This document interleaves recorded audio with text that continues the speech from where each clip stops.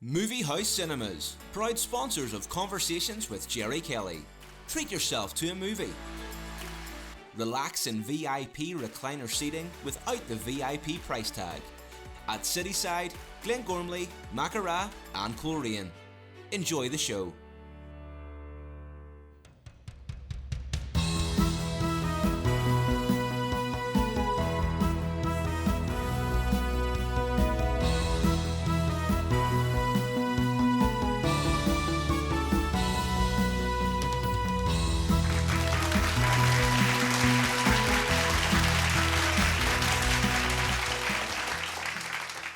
Hello and welcome to Conversations with me, Gerry Kelly. Well, 2026 is going to be a big year for football fans, north and south, with both national teams qualifying for the playoff stages of the World Cup. The possibility of both Irish teams reaching the finals in North America is extraordinary. It would mark the first time since 2002 for the Republic of Ireland and 1986 for Northern Ireland that either side has appeared at a World Cup, but never before have both qualified together. Over the years, success by our sports stars and teams have created many memorable celebrations and shared moments of joy. Success on the sports field makes us all feel good. Well, one man who has seen all our successes up close and personal for the last 25 years is the BBC's face and voice of sport, Stephen Watson. And Stephen is with me now. Good to see you. Great to see you, As Gerry. Roy Keane would say, it's your job, Stephen, but what a privileged job it is. Oh, listen, to be in the centre of some of the greatest sporting moments that there have been in the history of this country is never taken for granted. We get a front row seat to some of the action. We get behind the scenes to see what happens. And it's been an absolute and utter pleasure. I mean, when I walked through the doors previously of UTV back in 1993, never did I think I would sit here talking to you, the star of the Kelly show back then. But B, never did I think I would go on an incredible journey which has taken me to some of the biggest sporting events in the world. Were you always a die-hard sports fan? I was, yes. Sport was very much in our household. My dad was involved in rugby with Malone Rugby Club. He coached the Ulster rugby team back in the 70s. I played golf, tennis. I tried a bit of rugby at school. So yes, sport was always in our house. I absolutely loved sport. I actually got offered a job to go and work in the Belfast Telegraph at one point, a postgraduate trainee course. This was after university? This is just after university. But I turned it down at the very last minute to take a short-term contract in UTV simply because it was sport. That didn't go down well with my parents at the time, believe me, because I was going for a full-time training and a full-time post. But to be honest, I think I made the right decision because sport's just you've class. been everywhere. You've been at World Cups, you've been at Olympics, you've been at Ryder Cups, and you've never paid for a ticket. I actually have for some things. Oh, really? Yeah, I decided, sometimes it's nice to go as a punter and experience an event. So I've been to a couple of Northern Ireland football matches when BBC didn't have the rights, and I went as a fan on day trips on a couple of away Northern Ireland games, which was absolutely fabulous and great fun to go with the fans. But yes, most of the time we're in a very privileged position that we've got very good seats for our job. You've become synonymous with Rory McIlroy. Can you put into words the massive achievement that he's had? Rory McIlroy, in my opinion, is just the greatest sporting ambassador and star that this country has all sports has ever had. Yeah, has ever had. Bigger than George Best. In my eyes, the two of them are probably equal. George was before my time, and I was part of Rory's journey and able to be and see it up close and personal, whereas I really only worked with George for a short time. Okay. But both incredible ambassadors. Certainly Rory's achievements in sport, I think, are even better than George's, to be honest. That's just me, because what he did to become just one of 6 golfers in history to win the Grand Slam, and the way that he did it and the ups and downs that he has had is truly remarkable. I first met him, a bit like you, when he was a very small boy, and to be able to go on that journey the whole way through his major successes, as I say, the roller coasters and when he went to the Masters and had the meltdown, and then 3 weeks later bounce back and win the US Open in record style. These things are just very, very special. I can't claim to know him. You've got to know him a lot better as an adult. Yeah, I mean, Rory hasn't changed one bit, in my opinion, from a young boy to the way he is now. Apart from growing from a boy to a man, he is very proud of where he's from. He's very, very humble. He's down to earth. He is just a really good person, and he has never turned me, the BBC, down for an interview. We don't ask every single week. You have to manage his status that he has, of course, in world sport now. He is an absolute global sporting icon. And he always says to me, look, I don't turn you down because I know I'm speaking to the people at home. And home is very important to me. And even when he won the Masters this year, and eventually we got sitting down for an interview with him, when he did that interview, I very much felt like it was tailored to the people of Northern Ireland, because it was all about home and his mum and dad and getting home and how proud he is of the country. Why is sport so important to us here? I think sport is important to people in Northern Ireland because, as you have seen, with big sporting events that come here or with big successes that our sports stars are able to achieve, it brings us all together. It gives us a common purpose to be able to be together and celebrate something together. And whether that's a big event coming here like the Open Golf Championship this year, there's a feel-good factor. And I think when Rory McIlroy or George Best or Joey Dunlop or Jonathan Ray, Carl Frampton, Wayne McCulloch, Dennis Taylor, Alex Higgins, you name them, when they are at the top of their game and they are winning a world championship and they are someone from a very small country like Northern Ireland, we take great pride in them. I remember Eddie. We punch way beyond we do, our weight, and I remember Eddie Irvine was racing in Formula One. Yes. And do I watch a lot of Formula One now? I keep an eye on it. I enjoy watching it, but I'm not as interested in it because Eddie Irvine's not in it. Yes. And I think, do I watch as much golf if Rory McIlroy or Tom McKibben, Darren Clarke or Shane Lowry or whatever, our Irish golfers aren't playing in it? Probably not.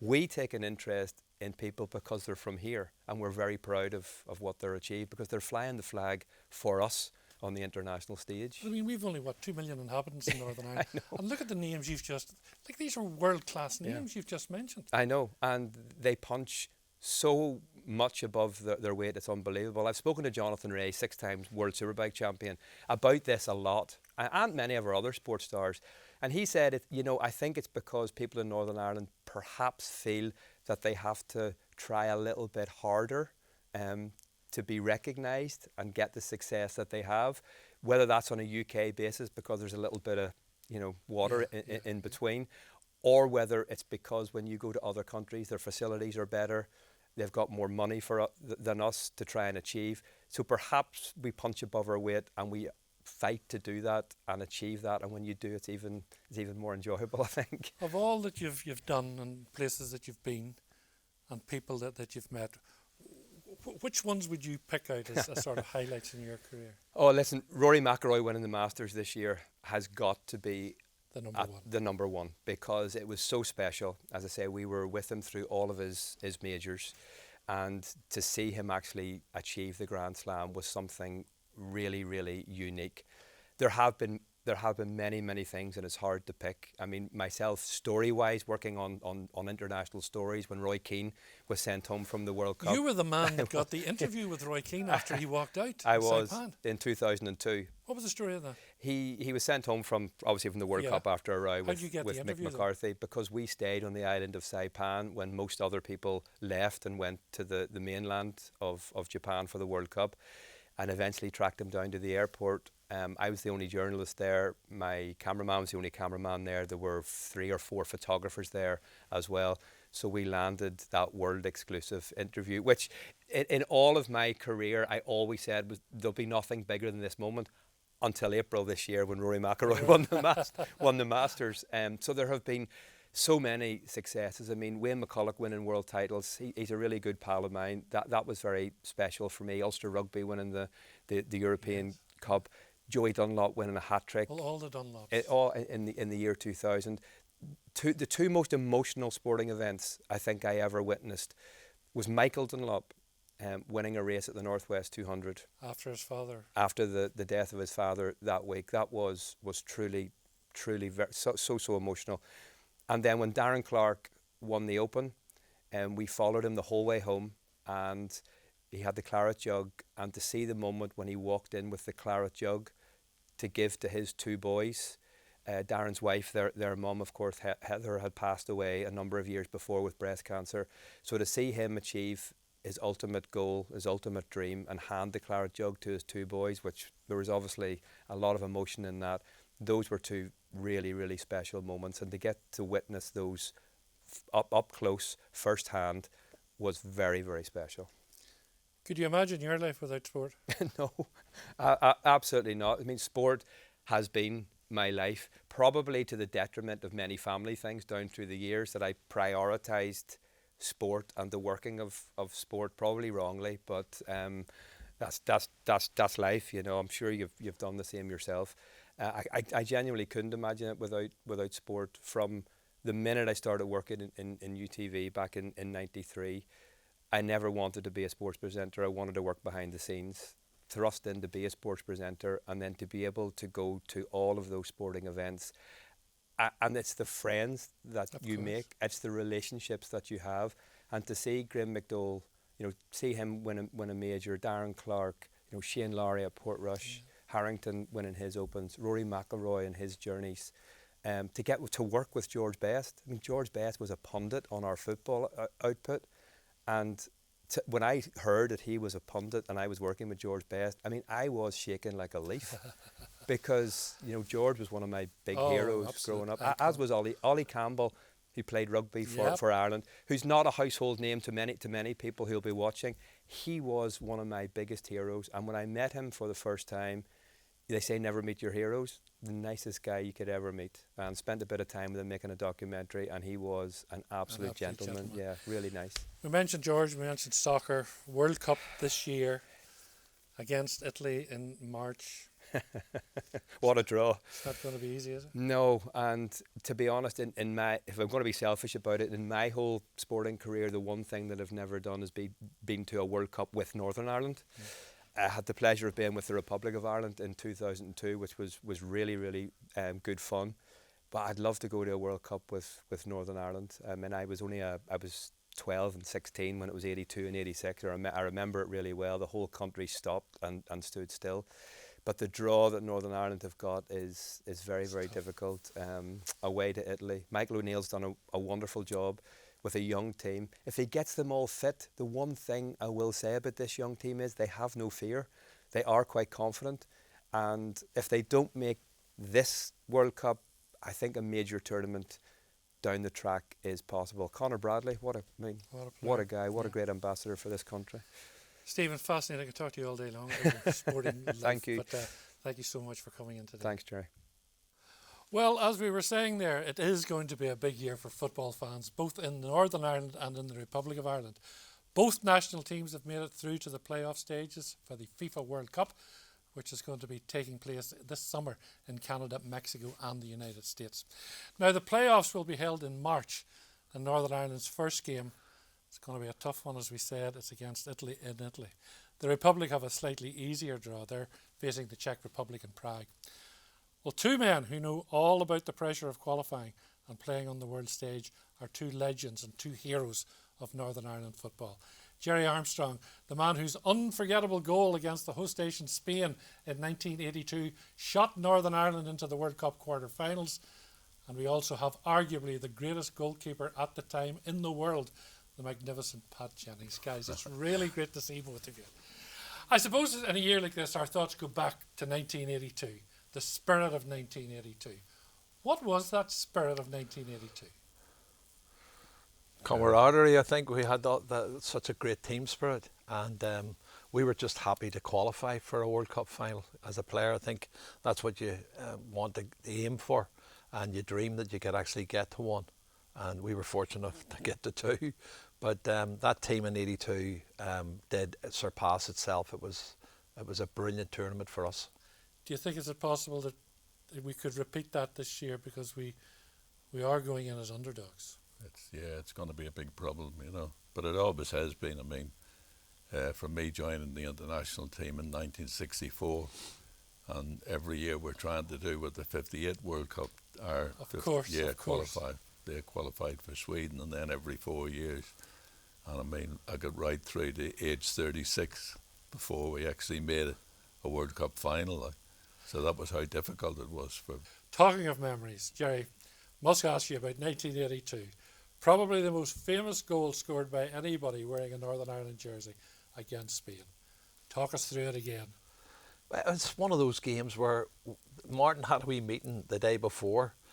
We'd finished training and we were by the pool, and he said, you know, this is going to be a big game tomorrow. The way I see it, first 20 minutes, the Spanish are going to come at us. They're under pressure, but there's no pressure on us. He said it's pressure's on them. We'll defend. We're a good team defensively, getting in a unit and getting behind the ball. And he said we'll frustrate them. And he said then we'll create 2 or 3 chances. We'll score 1. We can beat them 1-0. That's what Martin said the day before. So it didn't sort of work out exactly as it happened, but we did. Pat made one good save in the early 15 minutes. It was Lopez Ufarte. Went through and Pat came in, spread himself. Brilliant save. And that was the only real test I think they had, that we defended quite well and we never really created any chances, but it became a really aggressive game. There was a lot of kicking going on. The South American referee was not favouring us, he was favouring the Spaniards, and we had a couple of players got booked, and Martin O'Neill kicked in the corner flag. Mal Donaghy Mal was sent off in the second half, just after we scored. Just after you scored, yeah. And I mean, he didn't hit it, was just like swipe the fella away, that was it. Yeah. But it wasn't as if he punched him, you know. So you had to hold on for a good half hour then after with the 1-0 lead. Yeah. What a strike it was, Gerry Armstrong. It was just pure good luck, and you need a lot of good luck in football. And I made the run initially from my own half and give the ball out wide to Billy Hamilton. What Billy was doing as a right winger, I don't know, but I can still see him going past. The centre half was a guy called Tendillo, and Billy knocked the ball past him and slapped him out of the way and got down the right hand side. And I didn't know if I was going to go for the cross initially because I wasn't sure what sort of a cross Billy was going to put in, but he put this tantalising cross in that tempted the goalkeeper. He parried it out. Pat's mate Arganata, and he came out and pushed it out, and it just came straight to me. I was around the penalty spot as they come out to me, and the only thing I could think about was keep it low, because there was bodies in front of me. There was Alisanko and Camacho had got back on the line, and the goalkeeper was up on his feet again, and it went through a couple of pairs of legs before it went into the back of the net. So you need that bit of good fortune. It'll never be forgotten. Pat, 119 caps, it was a record for Northern Ireland at the time. It's since been beaten. But I mean, it's a long way from you starting out as a young teenager playing when Newry Town. What was your big break into English soccer? Well, I started in the street league in Newry when I was 11, playing in under 19 league, and different areas of the town picked the names of famous clubs. We were Shamrocks, they'd Celtic, the Arsenal, Ballabot, and that ran. It only ran for 1 year because there was a lack of soccer facilities in the town.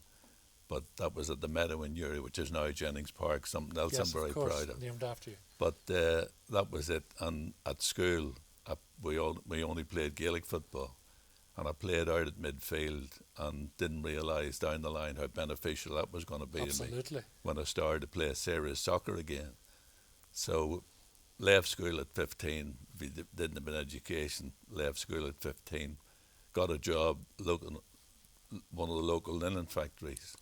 And I used to clock in the morning, 8 o'clock out at 6 for £2.18 a week. And as I say, you were delighted to get any sort of work. And I used to go home on a Friday night, put my wage back in from my mum. And I was doing that. 10 months later, the factory closed. Nothing to do with me, I hope.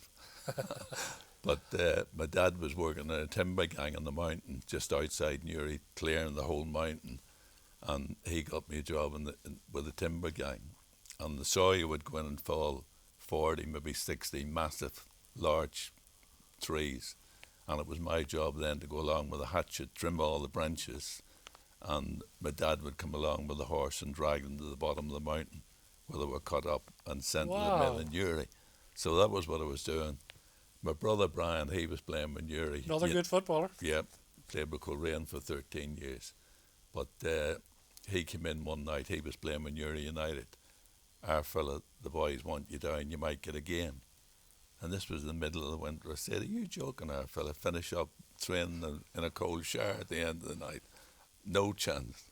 But he was back the next night, next week, and he said, the keeper's gone, we need you down. So I went down on the Thursday night, played against, who did we play on the Saturday anyway, kept a clean sheet.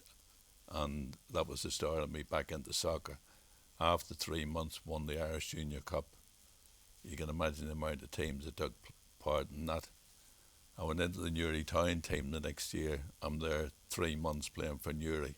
The chairman come to me one night, Pat, I'm putting your name forward for selection for the Irish youth team. I said, what does that mean? He said, there's a European youth tournament coming up. If you get picked through the trials, you'll be going to play with Northern Ireland. So I'd never been out of Ireland at that stage. I wasn't jumping up and down about the prospects, but the trials were cancelled because of bad weather. Right. We played, I think it was Crusaders in the Cup, got it drawn against them. They beat us at Newry 2-0. The chairman of Crusaders, he was part of the selection committee for the youth team. He came into the dressing room after the match and said, Pat, it'll be a pleasure to have you in our Northern Ireland team. So, but what I didn't know at that stage was that we still had to go down south to play the south to see who was going through to represent Ireland, and we won over the 2 matches. So I literally left the timber gang with my dad on the mountain and up the road, and Mike, 10 days later, I'm playing in the final of the European Youth Tournament at Wembley, the world famous Wembley. So you can imagine what that was like. And then, of course, you went to Watford. Then Watford picked you up, and you spent time there. We got beat 4-0 in the night. We were lucky to get 0. But well, what humble beginnings, Pat, to think that you went on to get this reputation of being the greatest goalkeeper in the world at that time. 119 caps. Yeah. It's unbelievable, the achievement. But it was unbelievable. I mean, up onto that, I was back to work one day, and the chairman of Newry went to training again. Pat, there's a couple of teams in for you. Who, Watford and Jimmy Hill from Coventry. Oh, of course. Yeah. But how much did Watford pay for you? 3,500 in the first place. And then there was build-ups, I think, of £500 if I made the first team at Watford. If I played for the Ireland under-23s and I played a full international, it was another 500. So about 5 or 5.5 grand, I think I went Jeepers. Gerry, but I have to tell you, my first wages at Watford was £23 a week, another £2 if I made the first team.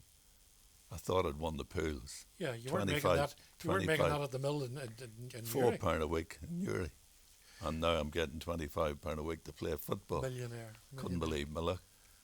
You started out with Gaelic football too, Gerry. That was your first love. It wasn't. That wasn't really soccer. Gaelic football and hurling. I was playing one All Ireland hurling medal for Antrim vocational schools. We beat Tipperary in the All Ireland final at Croke Park when it was just a week before my 17th birthday, and then went back the following week to play as captain of the Antrim vocational schools team against I think it was Mayo. We played and got beat by a point in the final. So I played a lot of Gaelic for Antrim minor, senior, under 21. I won a couple of Ulster championships under 21 for Antrim.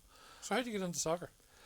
Got into a fight in one of the Gaelic matches.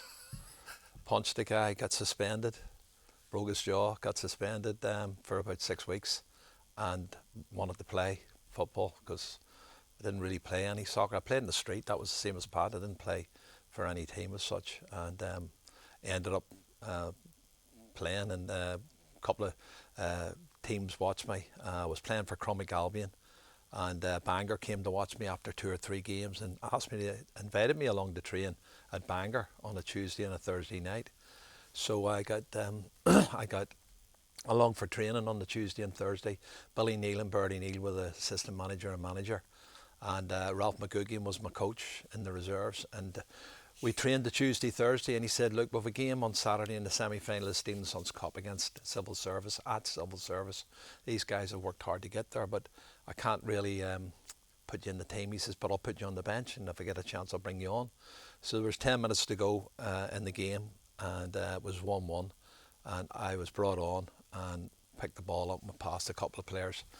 And the centre-half tried to take me out. I kept going and had the shot, and the shot was saved, and Gerry got the rebound, put it in. We went 2-1 up, and the centre half threatened me after. And he said, if you go past me again. So I did. I went past him again a couple of minutes later, and I scored, and turned around and hit him a right hook. So I got sent off. My first game was only on about 6 minutes. It's fascinating to listen to the pair of you talk about those early days. Yeah. Considering all that you've done in your careers, you've been absolutely fabulous. You've been heroes and legends in the game. Quick word, will Northern Ireland qualify for the World Cup? Will they get through to the playoffs? It's a big ask. It is really a big ask. But people have to remember, Pat mentioned 1958. We had to play Italy in Belfast. We beat them in Belfast to qualify. So you're confident. You're confident. You confident? Fingers crossed. I'm confident. We've got the players. There's no pressure on us. We can discard the pressures on Italy, so we can just go out and play. And the boys are putting a shot and they're trying really hard. And there's no pressure on you two either. You can sit back and enjoy it all later this year. It would Pat be and nice. Gerry, thank you so much indeed. Thank you.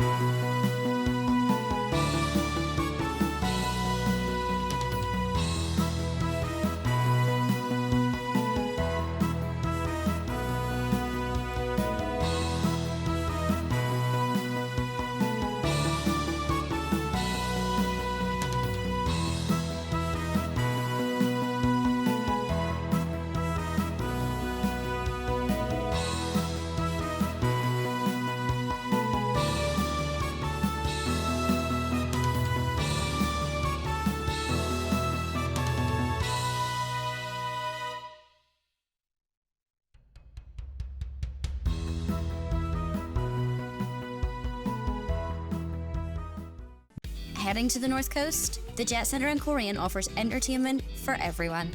There's an 8-screen movie house cinema with all the best movies, 10-pin bowling, a massive arcade, soft play for the wee ones. Outdoors, there's a mini fun park and gem mining, plus an 18-hole floodlit mini golf course. Rain or shine, there's something for everyone here at the Jet Centre. Find out more at thejetcentre.co.uk.